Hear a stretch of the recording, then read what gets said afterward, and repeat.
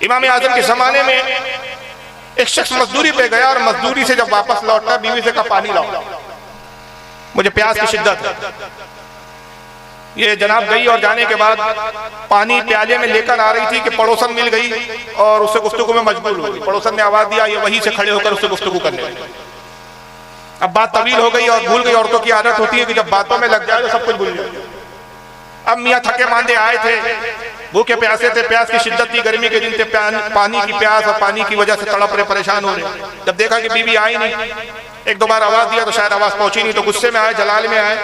अब जब कुछ देर के बाद ये प्याला लेकर पहुंची तो गुस्से में कहा कि अब प्याला लाई है इतनी देर के बाद, ये तेरी फर्माबरदारी का आलम है, मैं तुझे तलाक देता हूं। इस पानी को अगर तूने फेंक दिया तो तुझ पर 3 तलाक, खुद पिया तो 3 तलाक, किसी को पिलाया तो 3 तलाक, और इस पानी को ऐसे रख दिया छोड़ दिया तो भी 3 तलाक।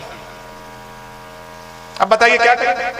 खुद पी लिया तो तलाक वाक़ई हो गई, किसी और को पिलाया भाई तुम पी लो तो तलाक, फेंक दिया तो तलाक, रख दिया कहीं तो रख भी नहीं सकती तो तलाक। प्याला हाथ पे लेकर खड़ी हुई है, कहती है मेरे सरताज किस मुसीबत में डाल दिया। अब तो हर सूरत में तलाक यकीनी है। अब गुस्सा ठंडा हुआ तो इसको भी अफसोस हुआ कि वाकई गुस्से में कुछ ज्यादा ही मैंने हरकत कर दी है, इसलिए कहते हैं कि गुस्सा भी नहीं करना चाहिए, सोच समझ के बोलना चाहिए। और मैं तो अपने दोस्तों और नौजवानों से कहता हूं कि जब शादी हो जाए ना तो ये भूल जाओ कि हमारी शरीयत में तलाक नाम की भी कोई चीज है। भूल जाओ, ऐसा सोचो कि है ही नहीं हमारी शरीयत। जिसको बहुत ज्यादा तलाक रहती है ना तो कई बार होता क्या, अक्सर होता है, मेरे पास मसले आते हैं, बीवी को धमकाने के लिए तलाक दे दिया, पता ही नहीं चला, जब धमकाने नहीं चलता, तलाक दिया यानी हो गई। अब बाद में आते हैं वो तो मैंने गुस्से में बोल दिया था जनाब, वो तो मैंने डराने के लिए बोल दिया। भाई डराने, अब किसी को डराने के लिए फायर करोगे, गोली चलेंगी तो क्या मरेगा नहीं? कहेंगे नहीं साहब मरना नहीं चाहिए तूने, मैं तो डराने के लिए फायर किया था। ये तो हिमाकत है भाई, बेवकूफी है। कोई कहे भाई मजाक में मैंने बंदूक चला दी, चाहे मजाक से चलाओ या डराने के लिए चलाओ, अगर बंदूक की गोली छोड़ोगे, बंदूक चलाओगे, फायर करोगे तो सामने वाला मरेगा। फिर हीले करते हैं कि वो तो होश नहीं था, वो तो मेरा होश खो चुका था, सब बकवासात होती है। जब मुफ्ती कहता है ना कि तलाक हो गई तो फिर होश गुम हो जाता है, वरना उससे पहले होश भी होती है। कितनी दी फिर पूछता भी है, 3-4 बार दी, इतने बार दी, उतने बार दिया, जिसी को अभी तलाक तो हो गई अब छोड़ना पड़ेगा, फिर याद नहीं है कितने बार दी थी, होश नहीं था। अच्छा अभी बता रहा था तो होश था, मसले का जवाब सुनते ही होश गुम हो गया। याद रखिए कितने ही बहाने कर लो, अगर इंदल्लाह अल्लाह के नजदीक अगर वो तलाक हो गई तो आप उस औरत के साथ रहकर माज़अल्लाह जो जिंदगी गुजार रहे हैं वो गुनाह की और जिना की हालत में जिंदगी गुजारेंगे। जब चक्कर आबद करोगे जिना का।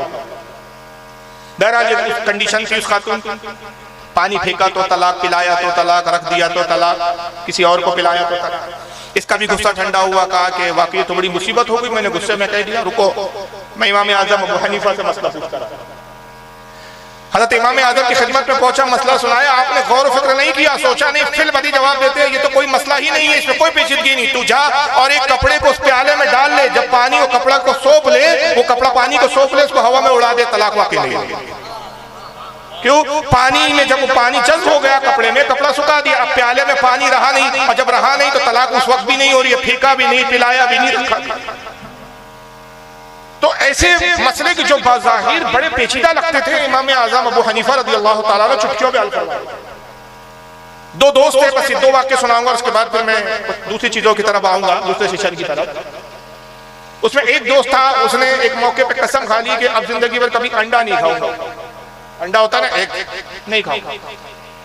एक दिन वो बड़े अजीज दोस्त, एक दोस्त साहब बाजार से आ रहा था और इत्तेफाक से वो अंडा ही लेकर आ रहा था। उसने देखा है कि ये मेरा वो दोस्त चला आ रहा है और उसकी आदत है कि कोई भी चीज खरीद लो या ले आओ तो ये मांगता है, और इसने कसम खाई है कि अंडा खाऊंगा नहीं और मैं अंडा लेके जा रहा हूँ। तो कहीं ऐसा ना हो कि अंडा मांग ले और फिर कसम का मसला हो जाए। तो उसे छुपाने के लिए उसने अंडे को जेब में रखा, उसका अंडे को जेब में रखना और इसका देखना। तो इसके समझ में तो नहीं आया कि इसने छुपाया क्या है, कि वो अंडा ही है, लेकिन लगा कोई खाने की चीज है जो इसने छुपाई। ये पहुंचा कहा क्या मियाँ यार दोस्तों से भी चीजें छुपाते हो, दो यार जो लाए खाने की चीज छुपाई है, लाओ मुझे भी खिलाओ। कहा भाई ये चीज तुम नहीं खा सकते, रहने दो। बोले नहीं यार अब तो जरूर खाऊंगा। जब तू ये कह रहा है कि जाने दो और खिलाना नहीं चाहता तो मेरी भी सीधे है कि वो चीज मैं खा के रहूंगा। कहा जाओ यार, मैंने कहा ना तुम्हारे खाने की लायक नहीं। कहा ऐसी कौन सी चीज है तू खा सकता मैं नहीं खा सकता। अब मैं कसम खा के कहता हूँ, अल्लाह की कसम मैं इस अंडे को इस चीज को खा के रहूंगा जो तेरे जेब। अब कसम खा ली तो इसने अपने जेब से निकाला तो अंडा। कहा लो यार तुमने जो जोश में कसम खा ली, मैं तो कह रहा था तुम्हारे लायक की नहीं। अब ये भी परेशान, का बोल देता यार मुझे कि अंडा। तुझे क्या मौत आई कि तू कह नहीं रहा था? कहा मैं कह तो रहा था कि तुम्हारे खाने के लिए। अरे अंडा है कह देता, अब क्या करें? क्योंकि अब कसम खाई है कि जो तेरे जेब में जो शय है जो छुपाया वो खा के रहूंगा अल्लाह की कसम। अब नहीं खाता है उसको तो कसम टूटती है, और अगर खाता है तो पहली कसम टूटती है, अंडा नहीं खाऊंगा जिंदगी में। दोनों परेशान, का क्या करें? चलो इमाम आजम की खिदमत में। हज़रत इमाम आजम अबू हनीफा की खिदमत में पहुंचे और कहा इमाम ये मामला। मुस्कुराए, कहा कोई टेंशन की बात नहीं है, कोई डर की बात नहीं है, इसका हल बड़ा आसान है। इस अंडे को घर ले जाओ, इसको मुर्गी बिठाओ, और जब मुर्गी से चूजा बन जाए चूजे को खा जाओ। शय खाऊंगा कहा था ना, अंडा खाऊंगा ये नहीं कहा था उसने। जो तेरे जेब में वो खाऊंगा। शय तब्दील हुई है, शय खत्म नहीं हुई, फना नहीं हुई। कहा इस एतबार से तेरी कसम नहीं। तो ये ऐसे ऐसे मसाइल की इस पर बड़े बड़े उलमा ने ज़ख़ीम किताबें लिखी है। हज़रत इमाम अबुल हसन हुसैन बग़वी रहमतुल्लाह अलैह की आप पढ़े, जो उनके तफ़क्कुह फ़ी दीन पर आपने किताबें लिखी है। हज़रत इमाम इब्न हजर की पढ़े। और एक आखिरी वाक़या के आपके ज़माने का एक बादशाह मंसूर, बड़ा सरसिरा बादशाह था, बनो खिलाफत बनो बासिया का दौर था। मंसूर सफ़ा इसको कहा जाता है, बड़ा जालिम और ज़िद्दी किस्म का बादशाह। अपनी बेगम के साथ बैठा हुआ है और मियाँ बीवी के दरमियान में जो मोहब्बत की बातें हो रही है उस तरह की बातें चल रही है। रात का वक्त है, बीवी ने कुछ मज़ाहन कुछ कह दिया, इसको गुस्सा आ गया। और जब गुस्सा आया तो इसने गुस्से में कह दिया कि तूने ये जो जुमला कहा, मैं खलीफा वक्त हूँ, तूने मेरी तौहीन की है, तो इस लायक नहीं कि मेरे तू निकाह में रह सके, अब मेरी हुकूमत से निकल जा। मैं मगरिब तक तुझे वक्त देता हूँ, अगर मगरिब तक तू मेरी हुकूमत से बाहर नहीं निकली तो तुझ पर 3 तलाक, और अगर पकड़ी गई तो कत्ल भी करूंगा। यानी निकाह से भी जाएंगी और जान से भी जाएंगी। लिहाजा तुझे मोहलत है कि मगरिब होने से पहले पहले, सूरज गुरूब हो उससे पहले मेरी हुकूमत की सरहद से बाहर।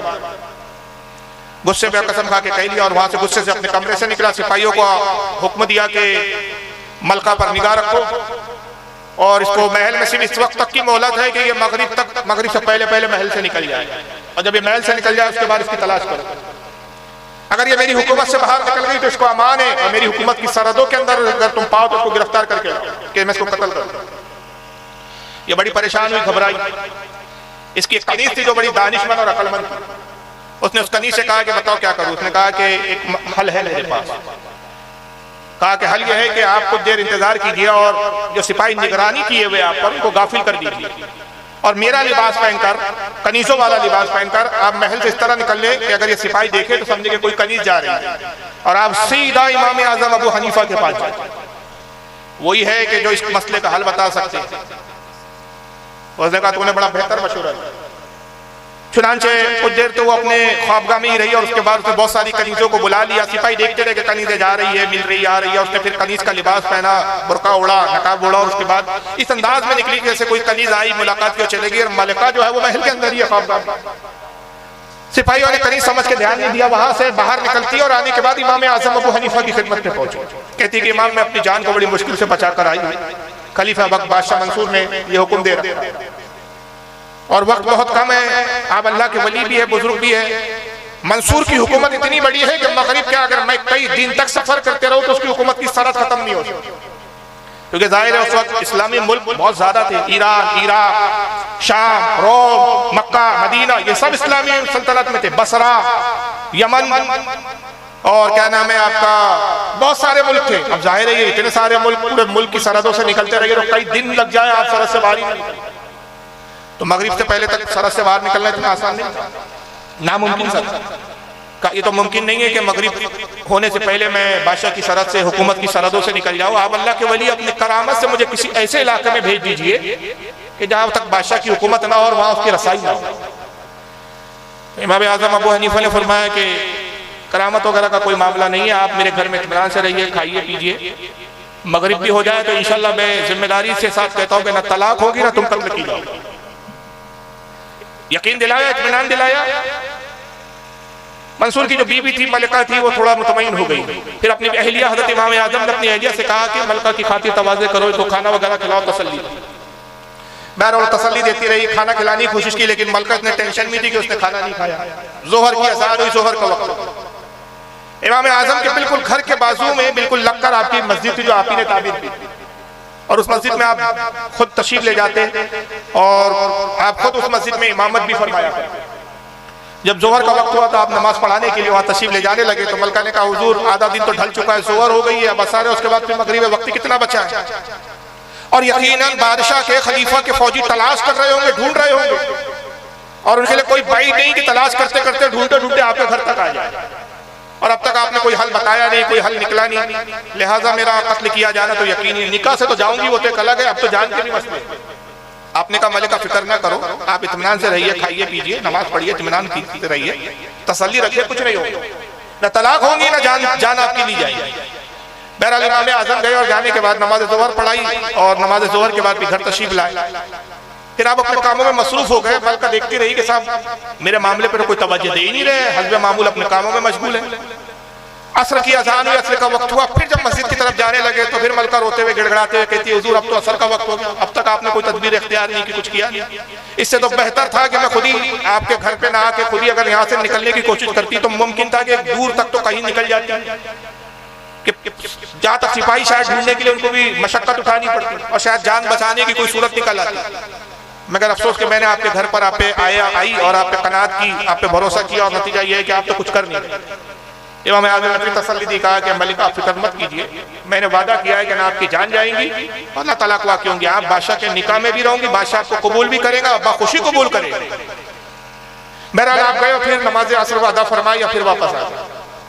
हत्ता के वक्त गुजरता रहा, जैसे जैसे मगरिब का वक्त करीब पहुंचता रहा मलका के दिल की धड़कन बढ़ती और एक वक्त यह आया जब बिल्कुल सूरज गुरूब हो, जब बिल्कुल सूरज गुरूब होने के करीब था, मगरिब का वक्त बिल्कुल अब बस शुरू होने वाला था, तो आपने खुद अपने एक खादिम को, अपने गुलाम को बुलाया, कहा कि बादशाह के सिपाही तलाश कर रहे होंगे, तो खुद बादशाह के पास जा और ये पैगाम पहुंचाया कि नुमान इब्न साबित ने पैगाम दिया है कि जिस मलिका को आप बाहर तलाश कर रहे हैं, तलाश करने की जरूरत नहीं, वो अबू हनीफा मेरे आका के घर छुपी हुई।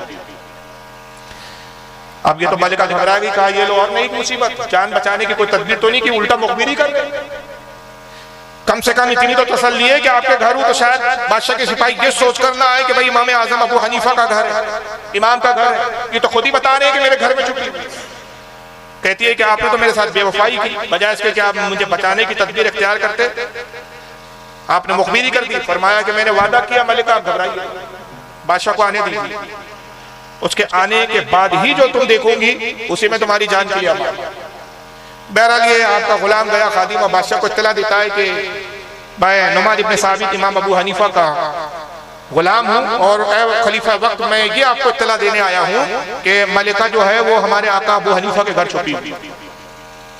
बहरहाल बादशाह ने जब सुना तो अपने सिपाहियों को लिया और खुद बनफ्से नफीस खुद इमाम आजम के घर की तरफ आता है। जब आने लगा तो आपने कुछ गुलामों को इधर उधर बिखरा दिया और कहा कि बादशाह जब मेरे घर की तरफ आए तो हर लम्हे की मुझे खबर दे कि बादशाह कितने करीब पहुंचा।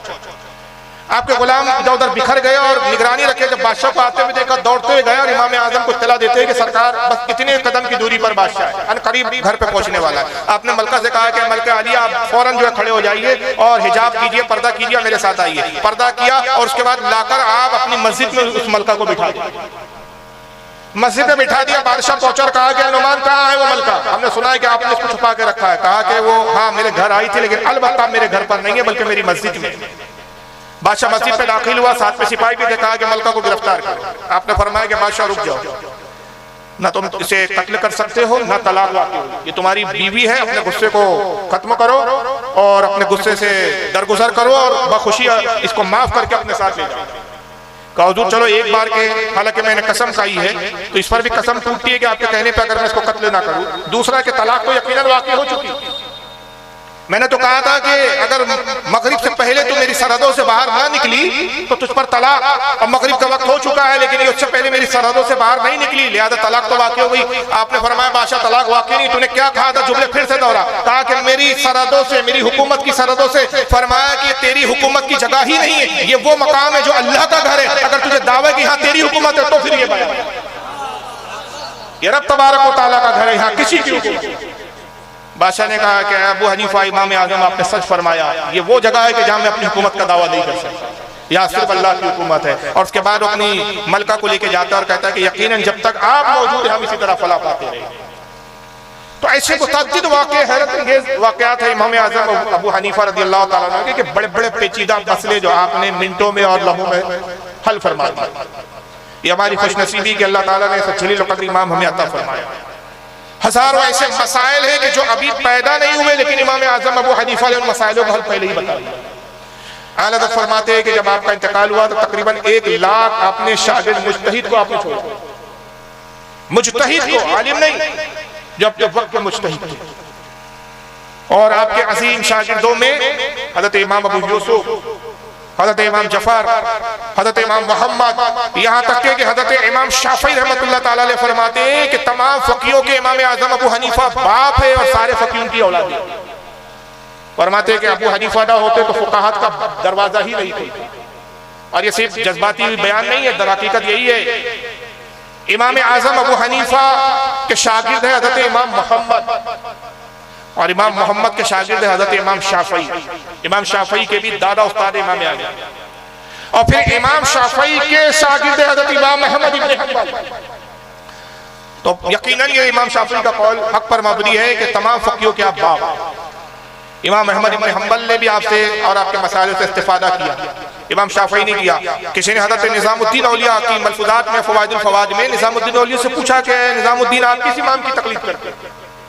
आपने एक जुमले में जवाब नहीं दिया, जबकि जवाब एक जुमले में हो सकता था। आप ये फरमाते कि मैं इमाम आजम का मुकल्लिद हूं, लेकिन आपने जोश में आए और अपने इमाम की अज़मत का जब इजहार करते हो तो किन जुमलों में फरमाते? कहते हैं अजीज तूने ये सवाल किया कि मैं किस इमाम की तकलीद करता हूं, तो सुनो मैं उस इमाम की तकलीद करता हूं कि उनका शागिर्द इमाम मोहम्मद जब घोड़े पे बैठकर सफर के लिए निकलता तो वक्त का एक अजीम इमाम, मसलक का एक अजीम इमाम इमाम शाफी उनके घोड़े की लगाम पकड़ के आगे आगे चला जाता।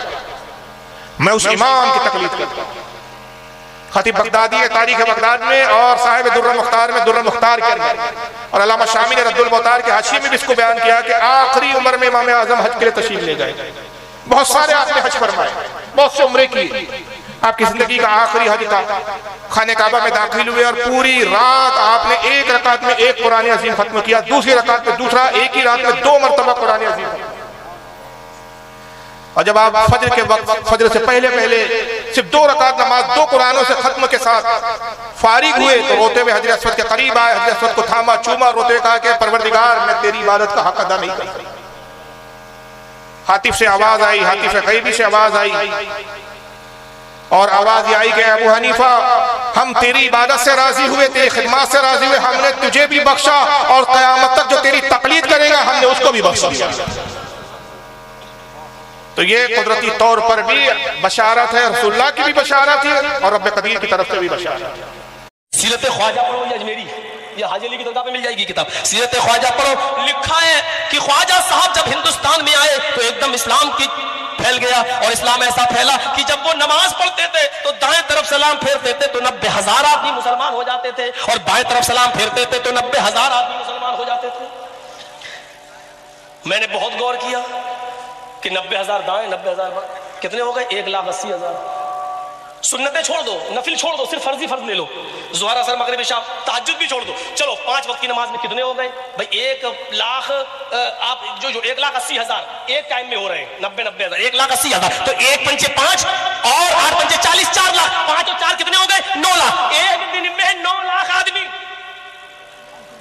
ख्वाजा साहब की करामत देखो, एक दिन में कितने हो गए? 9 लाख। और मोहम्मद रसूलुल्लाह 13 साल पत्थर खाए, मक्के में पिटे, मार खाए, लोग मजबूर कर दे और निकले और हिजरत करके मदीना जाए। तो इस 13 साल की कड़ी मेहनत में कितने लोग इस्लाम लाए। जब जंगे बद्र हुई तो सब जोड़े गए, बच्चे भी, बूढ़े भी, जवान भी, जब सब जोड़े गए तो लड़ने वालों की तादाद थी 313। मेरे भाइयों, ये 13 साल की मेहनत तो 313, यहाँ एक दिन में 9 लाख। पूरा तफसीरा चल रहा है, समझ रहे आप? सवाल ये है सबसे पहला कि ये वाकया लिखा किसने? हमारे किस सुन्नी आलिम ने कहा वहाबी पहले गढ़ता है और फिर उसका रद्द करता है। और हमारे सीधे साधे नौजवान क्या बोलते हैं, हाँ यार इतना बड़ा मौलवी बोल रहा है तो मिंबर पे बैठ के झूठ थोड़ी बोलेगा यार, सुन्नियों की किसी किताब में लिखी होंगी। इसलिए इनकी मौत कहाँ थी इन मौलवियों की? ये अपने मजमे में तो जितना चाहे भोग सकते हैं, इनको सिर्फ एक इनकी तकरीर के जवाब में एक जुमला बोल दो तो इनका पायजामा आगे से गीला और पीछे से पीला होना शुरू हो जाता है, और वो जुमला होता है भाई मुनाजरा कर लो। लेकिन इस वक्त हिंदुस्तान में जो आम मुसलमान है सबसे ज्यादा दुनिया में इमाम आजम के मानने वाले, चारों आइम्मा में सबसे ज्यादा अगर किसी के मुकल्लिद पाए जाते हैं तो उसमें सबसे ज्यादा जो मुकल्लिदीन है वो इमाम आजम अबू हनीफा है। और यही वो बात है कि जो बदअकीदों के लिए पेट दर्द का सबब बनती है, जिसको देखने और जानने के बाद उनकी सेहत पर असर पड़ता है। और पूरी कोशिश करते रहते हैं कि मुकल्लिदीन को के दिलों में वसवसे डाले और इमाम आजम की तकलीद से हटाकर उनको गैर मुकल्लिद यानी वो बना दे कि जो घर का ना घाट का धोबी का गधा बना। इस वक्त 3 फिरके ऐसे हैं या 3 तबकात ऐसे हिंदुस्तान, खास बर्रे सगीर और हिंदुस्तान में, कि जो इमाम आजम की जात को लेकर मुनक़सिम है। एक हम अहले सुन्नत व जमात है, बरेली मकतब फिक्र, जो हम इमाम आजम अबू हनीफा की फिक्र को भी मानते हैं और आपके वो जो अहले सुन्नत के मामूलात है जिस पर आप अमल पैरा थे उसको भी मानते हैं। दूसरा एक देवबंदियों का तबका है कि जो इमाम आजम को तो मानते हैं, उनकी फिक्र को तो मानते हैं, उनके मसाइल को तो मानते हैं, लेकिन उनके मामूलात अहले सुन्नत का इनकार करते हैं। मामूलात अहले सुन्नत का है कि इमाम आजम अबू हनीफा का अकीदा था कि रसूलुल्लाह को जिंदा तस्लीम करते थे, हुजूर से इस्तिआनत और इस्तिगासा करते थे, हुजूर से मदद तलब करते थे, सरकार के हाजिर और नाजिर होने का यकीन रखते थे। गर्ज के जो आला हज़रत फाजिल बरेलवी ने सदी में हमें अकीदे बयान किए वही सारे अकीदे इमाम आजम अबू हनीफा थे। आला हज़रत फ़िक़्ह हनफी के तर्जमान थे, इसलिए कहा जाता है कि मसलके आला हज़रत जो लफ्ज़ इस ज़माने में इस्तेमाल होता है ये फ़िक़्ह हनफी का तर्जमान है, मसलके आला। हम अकायद को भी मानते हैं, उनके नजरियात को भी मानते हैं, उनके मामूलात को भी मानते हैं और उनके फ़िक़्ह, उनके मसाइल को भी मानते हैं। लेकिन देवबंदी यहाँ क्या करते हैं, उनकी फ़िक़्ह को तो लेते हैं, मसाइल को लेते हैं, लेकिन उनके अकीदे पर अमल नहीं करते, उनके उन नजरियात पर अमल नहीं करते कि जो हकीकत रसूलुल्लाह से मोहब्बत का सबूत पेश करते हैं। और तीसरा ग्रोह जो है वो ऐसा है कि वो बैल की तरह है कि जो किसी भी खेत में घुस जाता है और हर जगह से जूते डंडे खाता है, जो किसी खूंटी से बना हुआ नहीं है, या दूसरे लफ्जों में जो धोबी का गधा है, जो घर का है ना घाट का है, जो अपने आप को अहले हदीस कहते हैं, दर हकीकत अहले हदीस नहीं, गैर मुकल्लिदीन है। हालत यह है कि एक हदीस समझने की सलाहियत और औकात नहीं है, सिर्फ चंद हदीसों को रट लिया, उसी पर अमल करते हैं और उसी की बुनियाद पर अपने आप को अहले हदीस डिक्लेयर कर रखा है।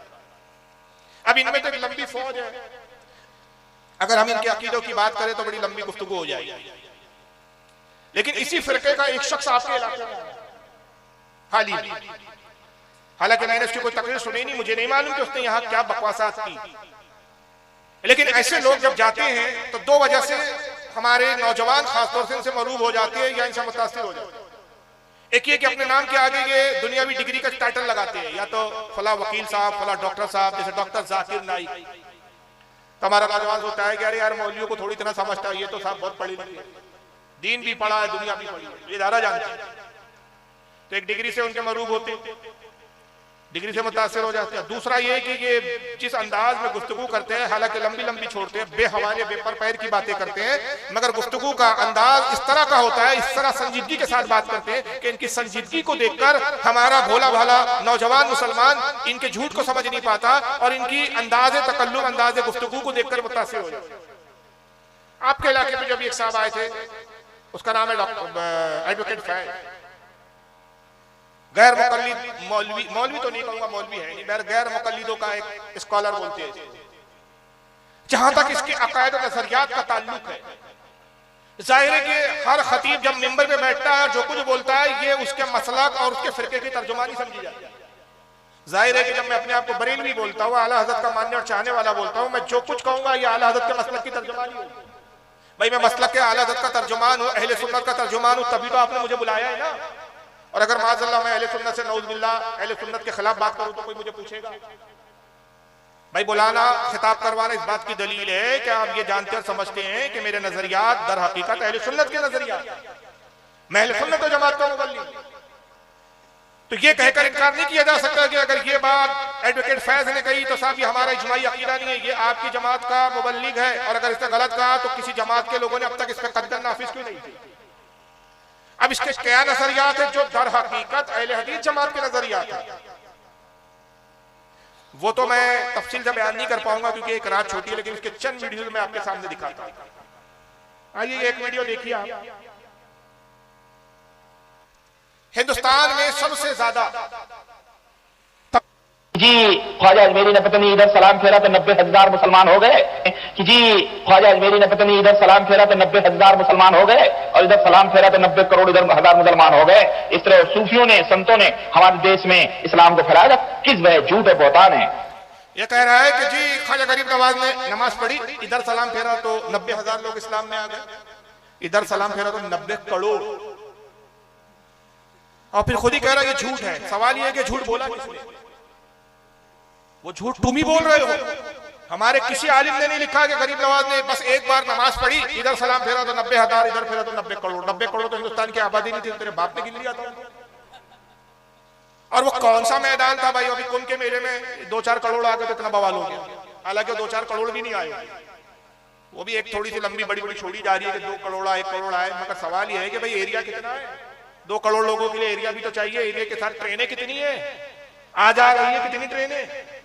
ये भी एक अलग है। चलो उनका मामला, हमें से कोई गरज नहीं, वो जाने, उनका काम जाने, हमें क्या। 2 करोड़ आएंगे, 2 अरब आ जाए भाई, आपका मामला है।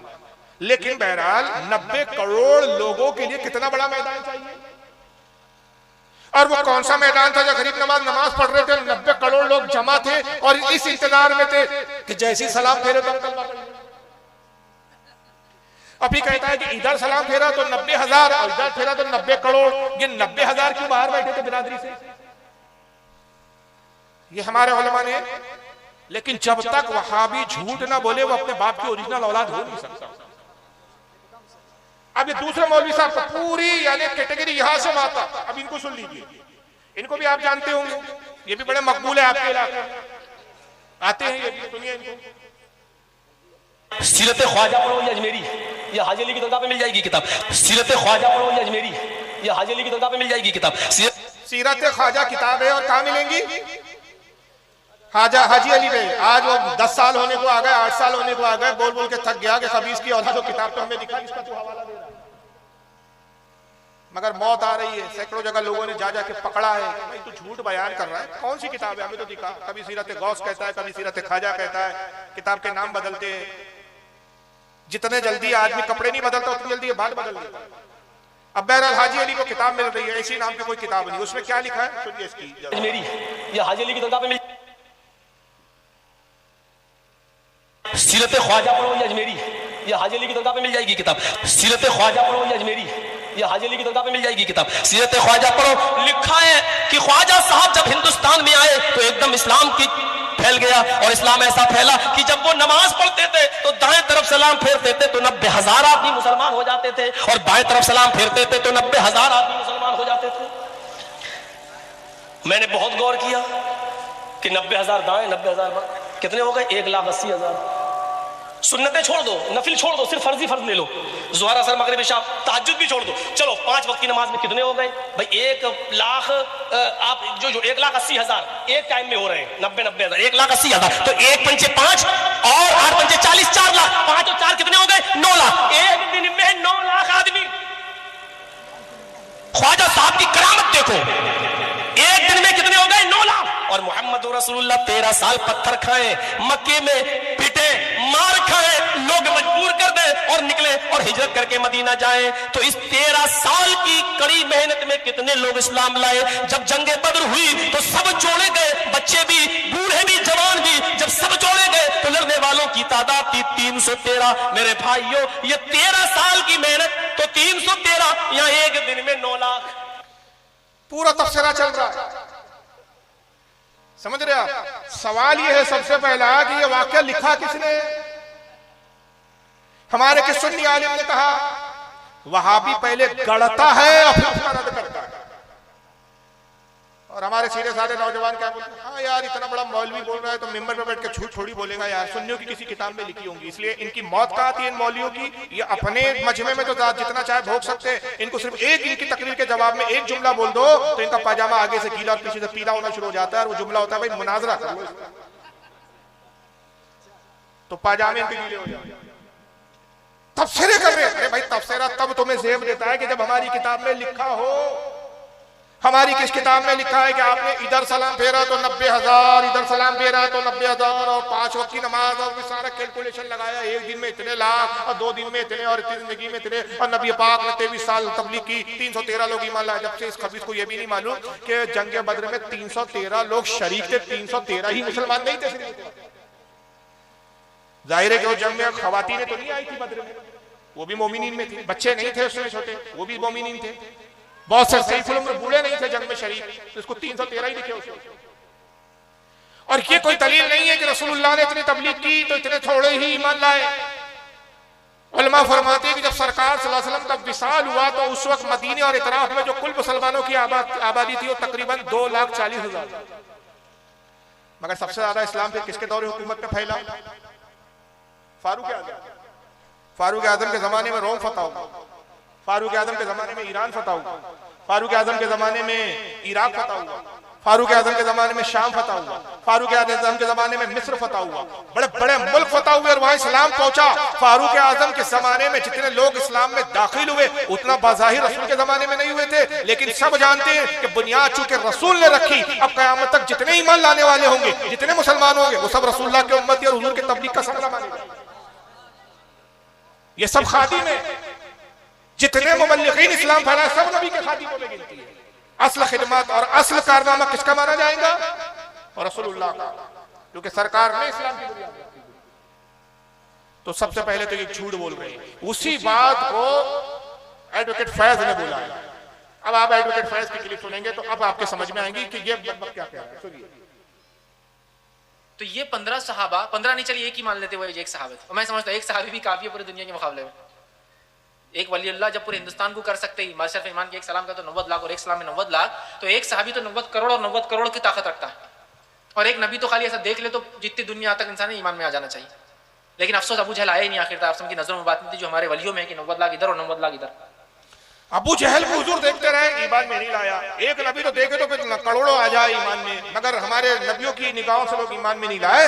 मगर हजरत ख्वाजा गरीब नवाज ने एक सलाम फेरा तो 90 लाख, 90 को 90 बोल रहा है। पता नहीं कौन सी जबान है वो, अल्लाह जाने। हमारे तो 90 बोलते हैं उसको, अब वो 90 है, पता नहीं कौन सा 90 है। तो जनाबे आली एडवोकेट साहब झूठ क्यों बोल रहे हो? कोर्ट में झूठ बोलते बोलते जलसों में भी झूठ बोलने लगे। पहले ये तो बताओ कि ये वाकया लिखा किस किताब में है? कौन आलिम है हमारा जिसने लिखा कि इधर सलाम फेरा? हमारे किसी आलिम ने ये नहीं लिखा कि सलाम फेरते तो 90 लाख और 90,000 और 90 करोड़ लाते थे। हमारे उलमा ने जो लिखा मोहतात तरीके से लिखा कि गरीब नवाज ने जो कुल जिंदगी में तबलीग फरमाई, कुल जिंदगी में कुल ईमान लाने वालों की तादाद 90 लाख। ये नहीं लिखा कि सलाम फेरा तो 90 लाख। इतने अहमक बेवकूफ नहीं है हमारे उलमा तुम्हारी तरह, तुम बेवकूफ हो। इस तरह की कोई बात लिख कैसे सकता है? जाहिर सी बात है कि 90 करोड़ उस वक्त तो आबादी नहीं थी। अरे अभी जाकर 1,40 करोड़ अब हुई है, तो उस वक्त 90 करोड़ कहां से आ गए? तो कुछ भी झूठ बोल रहे हैं।